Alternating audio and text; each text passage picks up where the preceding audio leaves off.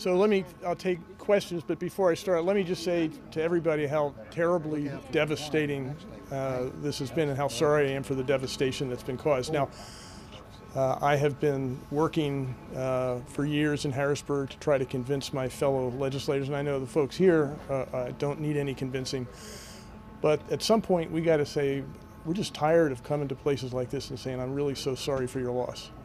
If that's the better, all the better we can do, then what are we? We call ourselves public servants, and yet all we can do is say, I'm so sorry for your loss. We can do something about this. We can do something to prevent some of the stuff that happened here. We can do something to help people clean up, and we need to do that. And so the message I got from everyone here is loud and clear. You know, we need help, and it doesn't take too many people, too many testimonies to understand that this is absolutely true. These folks have been devastated. Just look around. And we do need to do something. So to my fellow legislators who are here, let's figure out how to do something and stop just saying, I'm sorry for your loss. Okay, anybody else want to say something? Bob, you want to say anything? We appreciate the governor, Bob Harvey, County Commissioner here in Bucks County. We really appreciate the governor coming. The PEMA has been here really right on the ground right away, working with our emergency management agency. To visit sites like this one and ones in Bristol Township, Bristol Borough, and trying to document as many of the properties that have received damage of any kind as we can. So if there's anybody out there still who had any kind of damage from the storm on Monday, reach out to your local municipality, Bristol Borough, Bristol Township, Bensalem Township. Let them know what the damage was so that we can get that added to the list. We need to make sure that we're capturing everybody's information here. And we are going to have a mutual asset resource center set up in Croydon, about halfway between where the damage was. Keystone Elementary, that's going to be Tuesday and Wednesday from 2 to 7. For anybody who received any kind of damage, we're going to have state officials, county officials, nonprofits, people there to offer any assistance that we can. So how can we get that information? Like, I'm sorry, no, that's fine. No, that's fine. So we should. There'll be a press release that the county and the state will put out. We're going to be. Yep. Yes. Bucks County, the Bucks County Facebook page, Bensalem Facebook page. Yep. All that. And then what is the purpose for that? I mean, if there's really no monetary help from either the state that we have to wait on FEMA, what can they get from this immediately? Sure. This is more of an information session. They'll be able to get in touch with any kind of agency or system or process that would help them to begin through or work through the recovery. We'll have Red Cross representatives there. We'll have different county agencies to allow for support of human services, children's services. Bucks IU is going to have Head Start program there. We have Department of Insurance from the state. They're going to have the Insurance Commissioner's Office is going to be on site to help with insurance questions and help move those things along. Department of Public Assistance to help with anybody who may have some unmet needs. So we're trying to make sure that we're capturing things that are human need related initially to make sure that they're that they can get the services and systems in place. But what information is going to be provided that wasn't already given on Tuesday, the day after the storm? What's going to be new? What's going to be different? So we've had fairly good success with these. This is Jeff Thomas from Pennsylvania Emergency Management Agency. Listen, I get the frustration. I absolutely get the frustration. I've unfortunately been with the governor way too many times when we've had these conversations. But these multi-agency resource centers, what we find is there's a lot of folks out there that will try to help with some of the mucking out, the helping you rebuild, the things that you need hands for that really just haven't been connected yet. That's really what this does. There's a tremendous amount of volunteer power in the state of Pennsylvania. We have just great volunteers. So the information you will get is the questions that I have heard over and over about insurance. We'll have a professional there from the state and an advocate for consumers to try to answer your questions. I don't know whether you're insured or not, but they will, and they'll be able to help you with those things. So you get the answers from the people that really have the answers. That's really what we're trying to do, is get the right people so that you're not getting the runaround. I heard what you were saying, I get it, so that you're not getting the runaround. So the answer's coming right from the people that can give you the answers. And if you are getting the runaround, you have somebody you can talk to who's going to do something about it. Right, like a person that can, read through these policies to see if... That's exactly right. Right. Yes. That would be a great help. Yeah, well, they'll be there. They will be What's there. it take to declare it a catastrophe? According to the insurance, it's not a catastrophe yet. Yeah, that's... Jeff, why don't you take that? So I've heard a lot of numbers thrown around. Public assistance disaster. This is not what we're talking about. Everyone throws around the number of $19.7 million. That is a threshold for bridges, roads, public infrastructure. That's not what we're talking about. This is individuals that have been injured. And I would like to tell you that there is an exact number that FEMA has, but really what it is we have to prove that this is beyond the capabilities of the local community and the state to be able to respond. That is what FEMA tells us. And I also want to set some expectations. We're going to do everything we can to get everything we can for you. You know that. But I say yes, right? Pretty devastating around here. 120 some homes that were either completely destroyed or that were really major damage, like what you're seeing here. We tried to get a disaster deck. The governor, we put all the documents together. The governor wrote to the president, and it was denied because we didn't meet the threshold that the federal government, from their internal review. So I don't know what's going to happen with this. We're going to keep fighting until we know. But I also want to make sure that we all understand that's the bar. I mean, that we didn't get that, and that was the bar. And if we remember, ICS was pretty bad down here. Right, but you said beyond the capability of the county, though. We have the county president. What are they saying? What I'm hearing is it's beyond their capability. Well, Audrey, where'd Audrey go? We're still collecting damages, and Audrey's team is out and our team is out. And I think that Tuesday and Wednesday are going to help us put that together because we need to have that picture, right? We really have to have that picture completed before we can make a decision. The other thing that I want to understand is if, in fact, we don't think we're going to get there, we'll also look at the Small Business Administration. That bar is lower, right? That bar is 25 homes or businesses that have more than 40% uninsured loss. We probably have that. The Small Business Administration declaration process is faster and easier. And if that happens, a lot of folks may be entitled to very low interest small business loans to rebuild. 30 years, even if you don't meet sometimes the bank criteria for credit, you will meet the Small Business Administration criteria for credit. I don't have the numbers in my head, but they're probably less than 2% interest. We have to look it up. You're shaking your head, and you're right. Yeah. This is inadequate. Whatever we do is not enough, and it's not fast enough. What Jeff is talking about is where we are right now. I think all of us who are public servants, have to take this and say, once again, we don't do enough. We don't do it fast enough. We have got to do more. Any other questions? Now that you've seen the damage here, and obviously people are still very upset about what's happening, is this now top priority for you to figure out how to help them immediately? And especially with rain expected this weekend, how can we make sure that we're going to prevent this from happening again? This has been a top priority for me for years. I have gone this has not just happened here. It's happened in different places all across Pennsylvania, in northern Pennsylvania, central Pennsylvania, western Pennsylvania, northwestern Pennsylvania. I mean, this happens all the time. And we have got to come up with a better answer than, sorry for your loss. Or we have this ream of papers you got to go through and process procedures to figure out whether you qualify for something down the road or not. We got to do better than that. And this has been a priority for me for a long time. We've talked about, we were talking about, the stream back here. Who's responsible for what happens upstream here? Well, we're working on that too.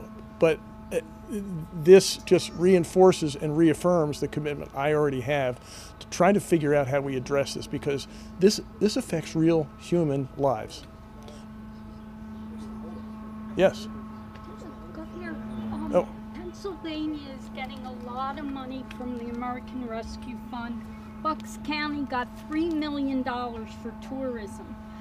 Is there any money from those funds that can be allocated to help these people quicker, since the money's already in the bank at the county level? That's a great question. Yeah, the answer is yes, the money is there. Now we have to get, how democracy works, you got to convince the people in the legislature to actually appropriate that money. But it's there, yeah, it's there. And if I had my druthers, I would sign it right away to get it to you.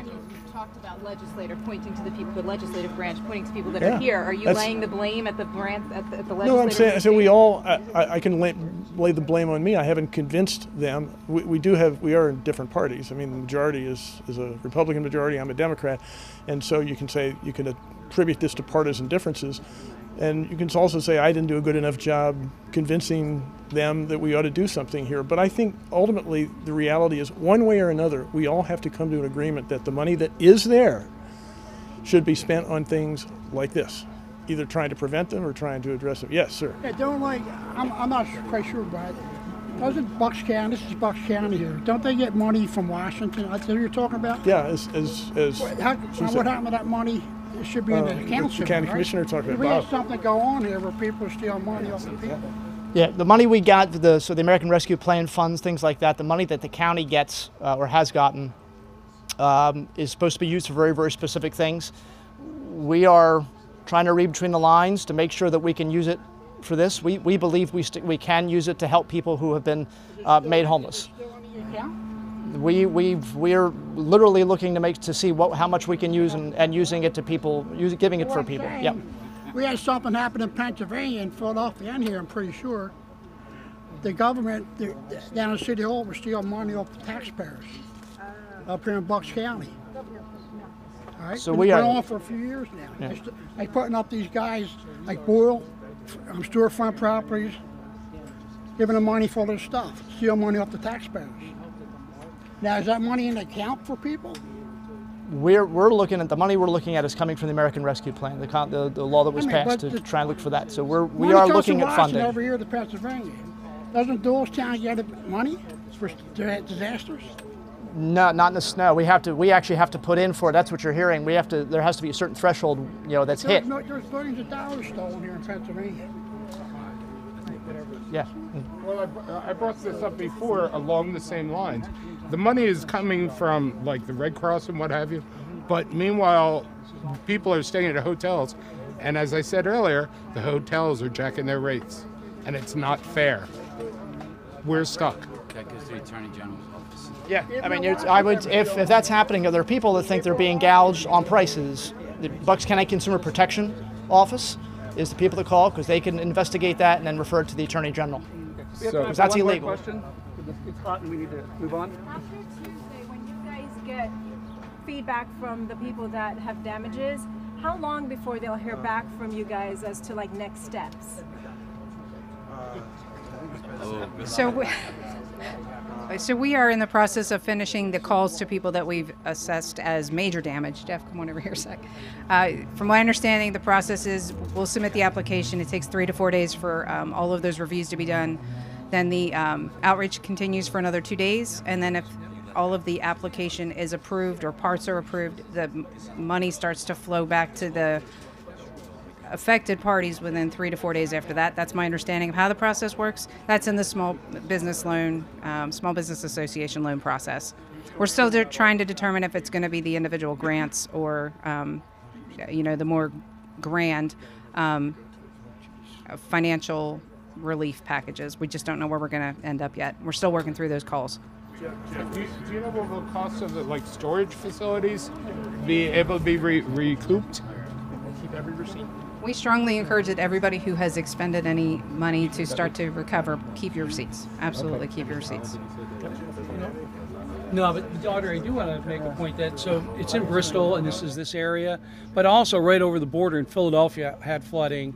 So the multi-agency resource center will also be Bristol and Philadelphia. So it's really this watershed area here. So when we collect data and we talk about do we meet thresholds, we look at the whole Commonwealth in terms of are we meeting thresholds. Okay.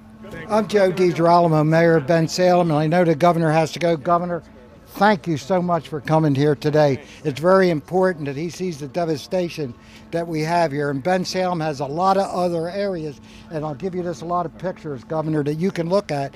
But anyway, this is a priority down here, Bensalem County, state, and certainly we hope the federal government all helps and comes together as a team to win and get this all corrected shortly. Again, thank you, Governor, for being here. Thanks for being here.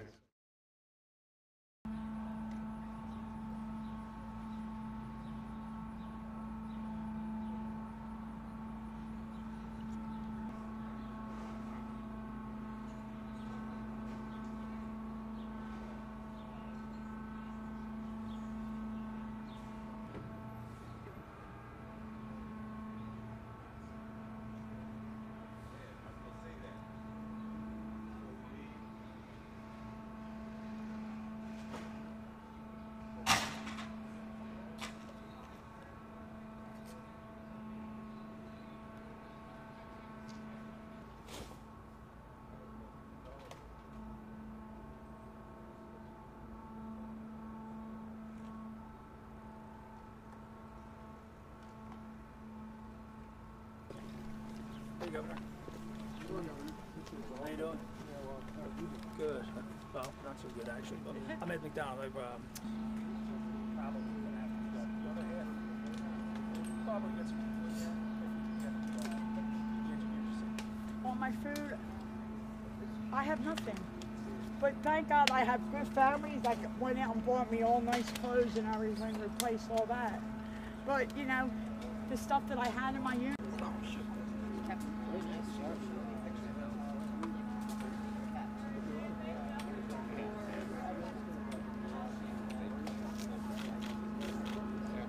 And I just explained to the mayor. At least the tenants, a lot of them upstairs, they only got minimal damage. I don't think you can compare wet rugs to 6 feet of water floating in your unit and your furniture is floating by with your washer, dryer, fridge, TV. The entire thing is just floating by. Really got damaged. I'm not saying I got the worst of it because I didn't, but I think everyone here is pretty bad shape. Like, It's more no than one's damaged, here. it's ruined. And It's that's just destroyed. and that's the thing. It's like ruined. it's the whole. Yes. Well, State Farm, I have State Farm residents. No, they're not. Except for that. That's my understanding.